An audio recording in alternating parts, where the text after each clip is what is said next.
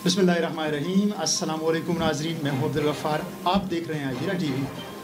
नाज़रीन, आज हम एक यूनिक मौजू पर बात करेंगे। आज जो हमारा मौजू है वो एक आलमी तनाज़र से जुड़ा हुआ है। चूँकि हालिया दिनों जो फ़िलिस्तीन और इसराइल की जंग है वो अरूज पर है और ये एक आलमी मसला है। आज हम इसी मौजू पर बात करेंगे। अब तक अगर हम इस जंग के हवाले से बात करें तो अब तक तकरीबन 18,000 के करीब जो लोग हैं वो लुकमा अजल बन चुके हैं और इनमें ज़्यादातर लोगों की जो तादाद है वो औरतें और बच्चे हैं। एक तवील तरीन जंग है, इसके तारीख़ी पस मंज़र है। इसी मौजू पर आज हम बात करेंगे। स्टूडियो में इस मौजू पर बात करने के लिए मेरे साथ तशरीफ़ रखते हैं प्रोफेसर एजाज साहब। तारीख़ के प्रोफेसर हैं, गुज़श्ता 20 साल से माउंटेन कॉलेज में मुताला पाकिस्तान और तारीख़ के प्रोफेसर हैं, तो इनके तारीख़ी नॉलेज से हम इस्तिफ़ादा हासिल करेंगे और आज इस मौजू पर हम बात करेंगे। प्रोफेसर साहब, आप हमारे पास स्टूडियो में तशरीफ़ लाए, थैंक यू वेरी मच। सबसे पहले सर हम जानना चाहेंगे कि ये जो मसला फ़िलिस्तीन है, ये जंग है, ये चूँकि एक तवील जंग है, बहुत सारे लोग हैं जो इस जंग के तारीख़ी तनाज़र से वाकिफ़ नहीं हैं। क्या वजूहत थी इस जंग की, और साथ बताइएगा कि जो यहूदी हैं, बिलखुसूस यहूद आबादकारियाँ जो हैं, ये कब फ़िलिस्तीन में हुई और फिर इस जंग की बाकायदा इब्तदा कब हुई, इस वाले से रोशनी डालिएगा। बहुत शुक्रिया अब्दुल गफ़ार साहब। और आज आपने एक बहुत हसास मौजू की तरफ तवज्जो दिलाई है और ये बड़ा अहम मौजू है और इस पर पूरी दुनिया में एक करंट इशू है और पूरी दुनिया में इसको डिस्कस किया जा रहा है। तो अब बड़ा अहम मौजू है और ये बासियत मुसलमान भी, क्योंकि फ़लस्तीन की जो सरज़मीन है वो बासियत मुसलमान भी, हमारा भी उस सरज़मीन से एक गहरी वाबस्ती है, गहरा ताल्लुक़ है। क़िबला अव्वल मुसलमानों का वहाँ पे मौजूद है। तो इस एतबार से जिस सूरत हाल से फ़लस्तीनी कौम गुज़र रही है, पूरी दुनिया के जो मुसलमान हैं वो इस वक्त कर्ब की कैफियत में वो मुब्तला है।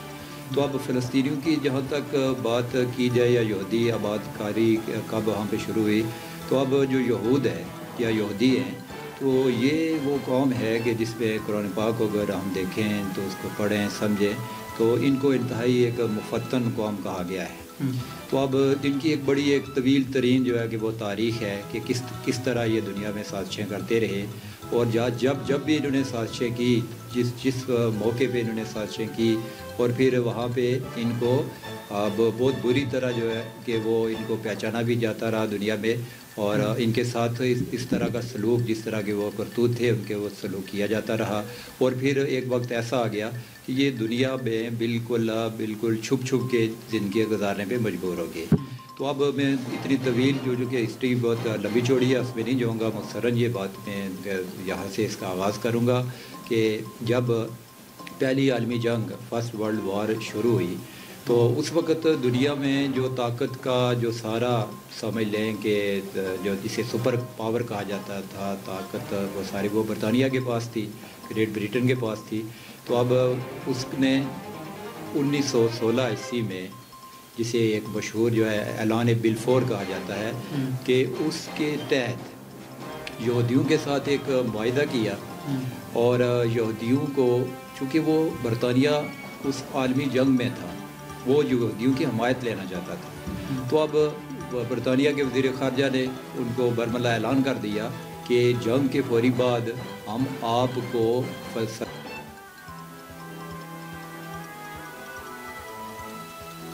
रियासत कायम की जाएगी मज़हब के नाम पे, यहूदियत के नाम पे। अब उससे पहले यहूदी मुख्तलिफ वो पोलैंड में भी मौजूद थे, उसके बाद वो रशिया में भी मौजूद थे, ग्रेट ब्रिटेन में भी मौजूद थे, दुनिया के मुख्तलिफ मुल्कों के में वो मौजूद थे।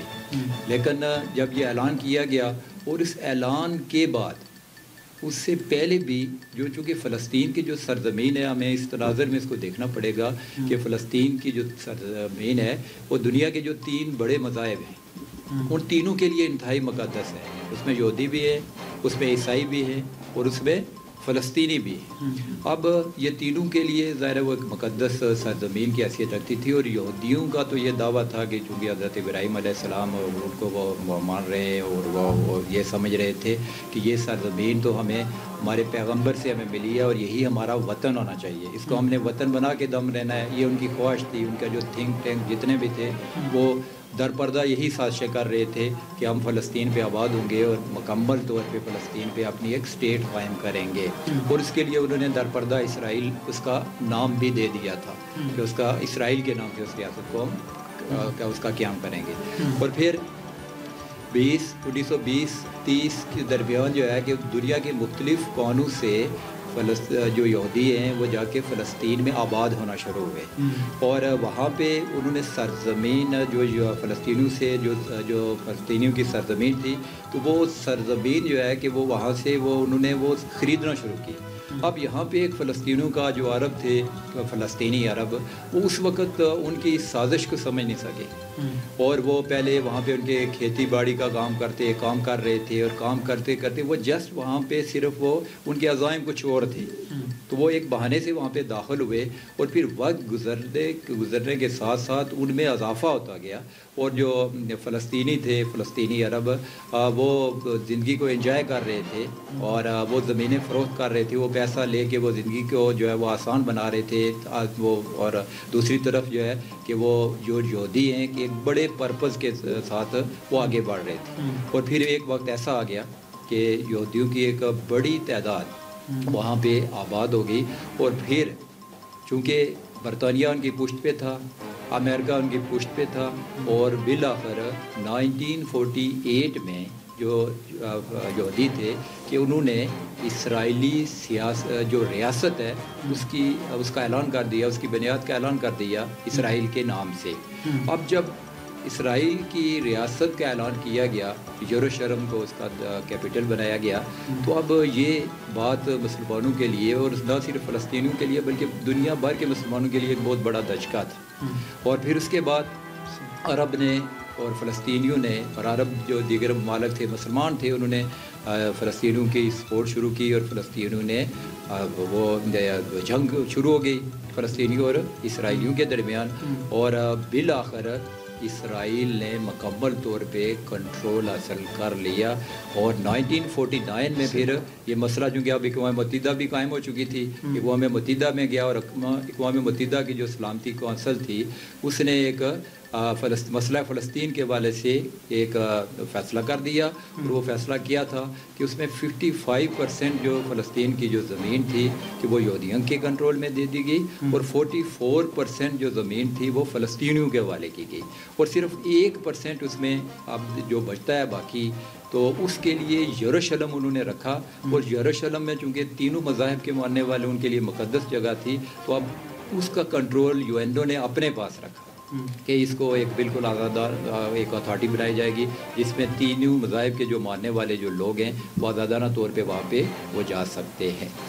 اچھا پروفیسر صاحب, تاریخ ناظر میں مطلب آپ نے جتنی بھی پوری ایک ہسٹری ہمارے سامنے رکھی اس سے یہ پتہ چلتا ہے کہ ایک سوچی سمجھی سازش کے تحت امریکہ برطانیہ اور اس نے ایک سوچی سمجھی سازش کے تحت پہلے یہودیوں کی ایک جزوی پیمانے پر آباد کاری کی اور پھر 1949 میں ایک بڑا رقبہ جو ہے وہ اسرائیل کی صورت میں ایک ریاست کے طور پر ابھر کر سامنے آیا. اب تک کئی جنگیں ہو چکی ہیں, ہم دیکھتے ہیں ہر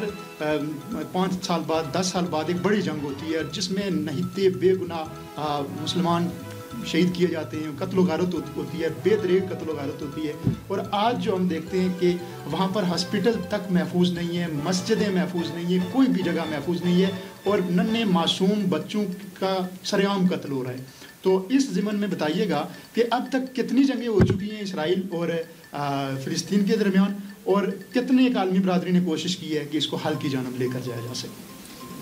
اب دیکھیں غفار صاحب, فلسطین اور جو عرب ممالک ہے ان کی تقریباً تو 4 تو بڑی جنگیں ہوئی ہیں اور خصوصاً جو پہلی جنگ ہے وہ 1948 میں ہوئی ہے, پھر دوسری جنگ جو ہے کہ وہ 1967 میں ہوئی ہے. اور جو 1967 میں جنگ ہوئی ہے تو اس میں جو اسرائیل ہے اس نے زیادہ وسیع پیمانے پہ وہ کامیابی حاصل کی ہے. اور اس جنگ میں عراق بھی اور پھر مصر تھا, جارڈن تھا, اردن, یہ سارے ممالک جو ہے کہ وہ لبنان, یہ سارے پیش تھے. لیکن اس کے باوجود جو ہے ایک طرف پوری جو عرب دنیا تھی, مسلم ورلڈ جسے کہا جاتا ہے عرب کی, اور ایک طرف یہ اور دوسری طرف اکیلا اسرائیل. اب دیکھیں کہ ایک ملک، اور پھر اس وقت اس کی آبادی وہ وہاں پہ اس وقت تقریباً 40 سے 50 لاکھ صرف یہودی آباد تھے یا اسرائیل میں وہ موجود تھے.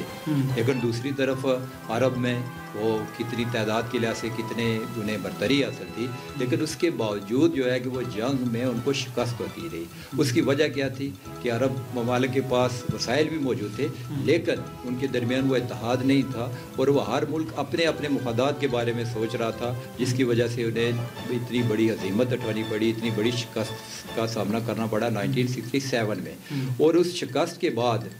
پھر 1969 میں کہ مسجد اقصیٰ کو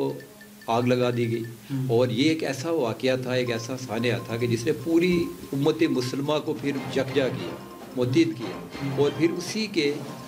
جو ری ایکشن ہوا ہے کہ اس مسجد اقصیٰ کی جو آگ لگائی گئی اس کے کچھ حصے کو، تو پھر OIC آرگنائزیشن آف اسلامک سمٹ قائم کی گئی. اسلامی ممالک دنیا میں جتنے بھی تھے کہ انہوں نے ضرورت محسوس کی کہ ان کی بھی ایک تنظیم ہونی چاہیے، اور اس یعنی کہ مسئلہ فلسطین ہی کی وجہ سے OIC بنائی گئی. لیکن پھر اس کے بعد چونکہ کچھ مسلمان میں اتحاد بھی آیا، اور پھر ایک اور جنگ ہوئی 1973 میں، اور اس جنگ میں بالآخر جو ہے کہ وہ مصر ہے یا شام ہے کہ وہاں انہوں نے بڑی کمال، وہ بڑی جنگ میں بڑی زبردست وہ اپنی وہ مہارت دکھائی، اور بہت سارے جو علاقے جو ان سے چھینے گئے تھے، بڑے اہم علاقے تھے، اب وہ بھی ایک لمبی تفصیل ہے، ان میں نہیں جاؤں گا، وہ انہوں نے واپس لے لیے. تو اب یہ ایک بڑی کامیابی تھی. اور لیکن اس کے بعد 1973 کے بعد پھر مصر نے فوری طور پہ مصر اور اسرائیل کے درمیان کیمپ ڈیوڈ سمجھوتا ہو جاتا ہے، جس پہ اب یہ جو سمجھوتا ہوا ہے ان کے درمیان کیمپ ڈیوڈ سمجھوتا، اس کے بعد مصر نے جو ہے کہ وہ اسرائیل کو تسلیم کر لیا. اور پھر اس کے بعد ایک ایسا سلسلہ شروع ہو جاتا ہے کہ عرب جتنے ممالک ہیں کہ مصر کے بعد پھر یک کے بعد دیگرے، پھر کچھ عرصے کے بعد پھر شام اور یہ دیگر جو ممالک ہیں انہوں نے بھی اسرائیل کو تسلیم کرنا شروع کیا. تو اب جو صورتحال ہے کہ پھر فلسطین کی جو سب سے اہم جو پوزیشن ہے کہ وہ 60 کی دہائی کے بعد جو صورتحال بنتی ہے کہ وہاں پہ پھر فلسطینیوں نے کہ اپنی آزادی کے لیے PLO قائم کی، فلسطین جو لبریشن آرگنائزیشن تھی، اور جس کے سربراہ یاسر عرفات تھی. وہ ایک طویل عرصے تک جو ہے وہ فلسطینی مزاحمت کا وہ استعارہ بنے رہے، اور فلسطینیوں کو وہ متحد کرتے رہے، اور اسرائیلی جارحیت کے خلاف وہ برسر پیکار رہے. لیکن ایک وقت ایسا آیا کہ وہ بھی لگتا ہے کہ وہ تھک گئے، ہار گئے، اور پھر 1993 میں یاسر عرفات اور جو اسرائیل کا جو پریزیڈنٹ تھا اسحاق رابین، ان کے درمیان جو ہے کہ وہ اوسلو معاہدہ ہوا. اور یہ وہ معاہدہ تھا کہ جس نے ایک وقتی طور پہ دنیا میں ایک امید کی ایک کرن دنیا کے سامنے وہ یہ معاہدہ لے آیا کہ کہیں نہ کہیں اب جو ہے کہ وہ مسئلہ فلسطین حل ہونے جا رہا ہے. لیکن وہ سب کچھ بالکل عارضی تھا، وہ دیر پا وہ قائم نہیں ہو سکا. اور اس معاہدے کی روشنی میں ہی آپ سب دیکھ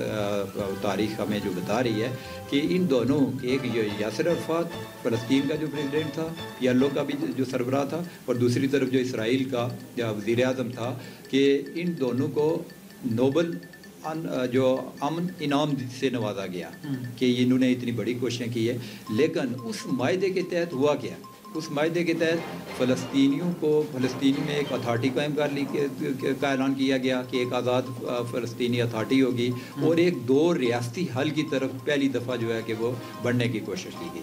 جبکہ اس سے پہلے جو فلسطینیوں کا ہمیشہ نظریہ رہا کہ وہ کسی صورت میں اسرائیل کو قبول کرنے کے لیے تیار نہیں تھے، وہ 2 ریاستی حل نہیں، ان کا صرف ہی اور صرف یہ موقف تھا کہ فلسطین کی سرزمین ہماری ہے، یہ وطن ہمارا ہے، اور اس پہ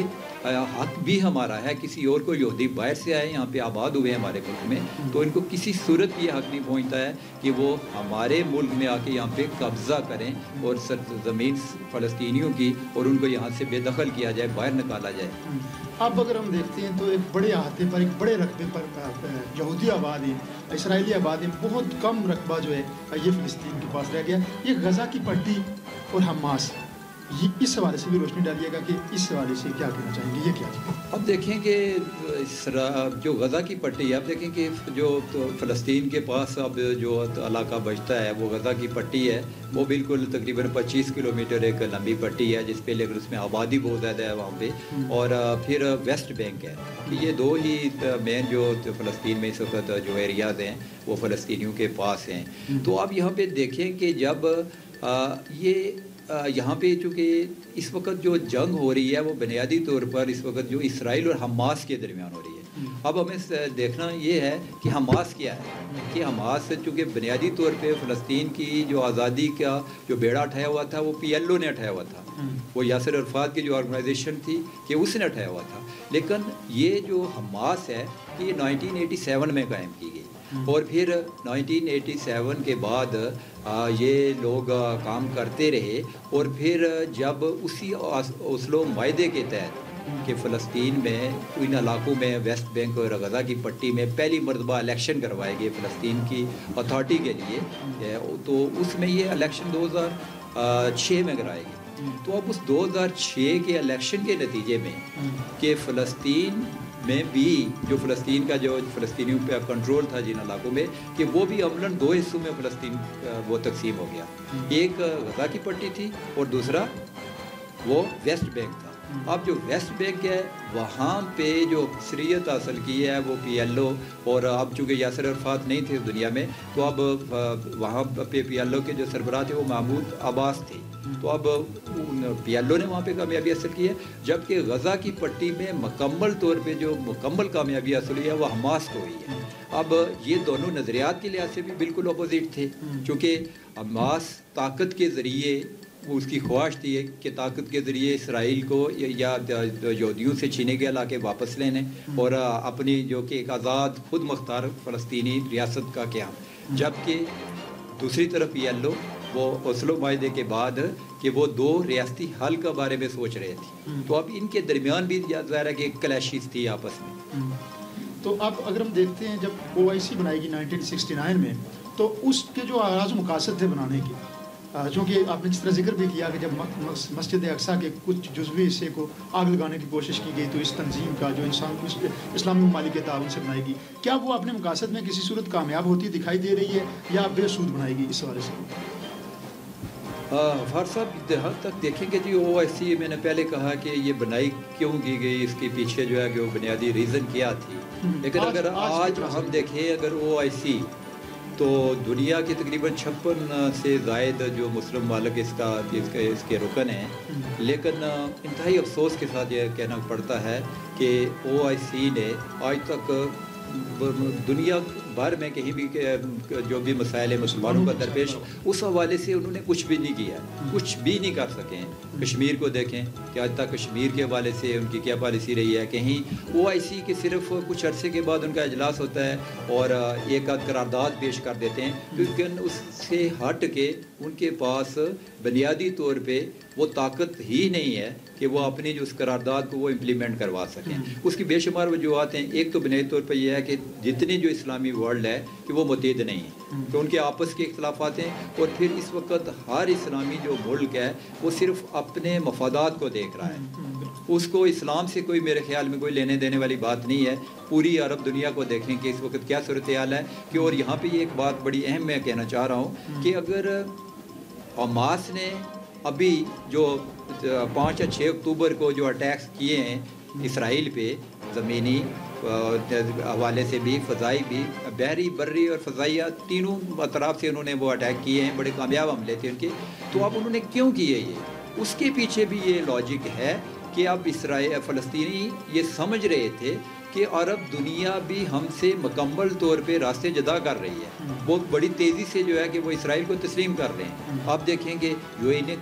इसराइल को तस्लीम कर लिया, बेशुमार इस्लामी मुल्क हैं, मिस्र पेश है, जॉर्डन जो है कि उर्दन जो है कि वो पेश है इसराइल के साथ, और इवन के तुर्की है कि अब तो वो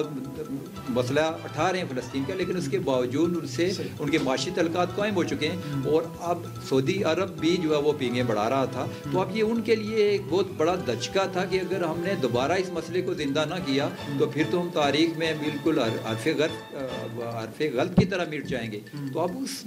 इस आलम में वो इस चीज़ को हाईलाइट करने पे मजबूर हुए कि अब हम कुर्बानी देंगे। और ये इसमें कोई शक नहीं कि जो फ़लस्तीनी अवाम ने कुर्बानियाँ दी हैं तारीख़ में, इससे बढ़ के आज तक कोई भी कौम वो कुर्बानियाँ नहीं दे सकी है। उम्मत मुस्लिमा का किरदार आपने जिक्र किया। जिस तरह हम देखते हैं उम्मत मुस्लिमा का किरदार हमेशा एक खामोश तमाशाई का रहा। OIC के साथ साथ एक इस्लामी ममालिक की एक फ़ौज भी बनाई गई थी पिछले अशरे में, और वो भी बिल्कुल खामोश दिखाई देती है। वो चंद ममालिक हैं उन्होंने अपने ज़ाती मफादात के लिए रखी हुई है, बाकी उम्मत मुस्लिमा के जो मामला थे उससे उस फ़ौज का या OIC का बज़ाहिर कोई लेना देना दिखाई नहीं देता। इस जंग का आखिर पे बात करेंगे, इस जंग का आप मुमकिन हल क्या देखते हैं? क्या ये इसी तरह आगे सदियाँ मज़ीद चलती रहेगी, मज़ीद नस्लें जो है मज़ीद फ़लस्तीनी शहीद होते रहेंगे, या इसका कोई हल भी निकल सकता है? और अगर कोई मुमकिन हल है तो आपकी नज़र में क्या हो सकता है? मेरे ख़्याल में चूँकि दुनिया इस वक्त वो दो रियासी हल की तरफ जा रही है, अक़वाम मुत्तहिदा भी दो रियासी हल ही तजवीज़ कर रहा है और इवन के अमेरिका भी, लेकिन सबसे बड़ा मसला ये है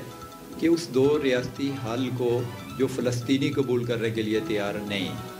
अब फ़लस्तीनियों के नज़दीक ये है कि ज़मीन हमारी है और इस पे कब्ज़ा किसी और का, यहूदियों का, ये उनको किसी सूरत में कबूल नहीं। लेकिन अगर देखा जाए तो इसमें कोई शक नहीं है कि इसराइल कि अब जिस तरह के वो बड़ी ताकत बन गया है, और फिर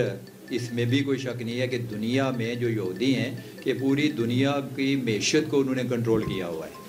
अब अमेरिका में आप देखें कि अक्सरियत यहूदियों की नहीं है, लेकिन अब अमेरिका किसके इशारों पे चल रहा है कि इस वक्त भी आप देखेंगे पूरी दुनिया एक तरफ है, और जब भी सलामती कौंसिल में मसला फ़लस्तीन पे ये जंगबंदी पे करारदाद की बात होती है तो अमेरिका पूरी वीटो कर देता है, और आज तक उसने वो किसी भी हर करारदाद को उन्होंने अमेरिका ने वीटो किया है। तो अब उसके पीछे ये लॉजिक है कि मैशत है कि यहूदी मैशत को कंट्रोल कर रहे हैं। तो अब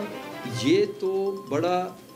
इससे अब लगता यही है कि इसका कहीं ना कहीं अगर इस मसले का कोई हल जो सलूशन निकलेगा तो वो दो रियासती हल ही निकलेगा। अदरवाइज़ क्या आप इसको मुकम्मल तौर पे ये नहीं कह सकते हैं कि इसराइल को वहाँ से आप बिल्कुल बेदखल कर दें। और मेरे ख्याल में अब बहुत सारे जो इस्लामी मालिक भी हैं कि वो भी इसी तरह का ही सोच रहे हैं, और इसका हल ही यही होना है।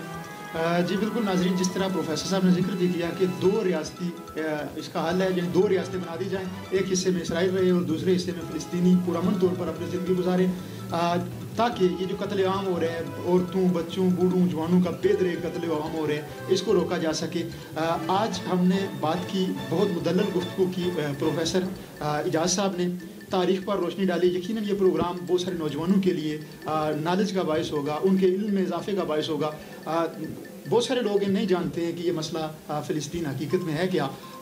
वक्त बहुत कम था, महदूद था, बहुत सारे ऐसे नुकात थे जिन पर बात की जा सकती थी, लेकिन चूँकि वक्त महदूद होते हैं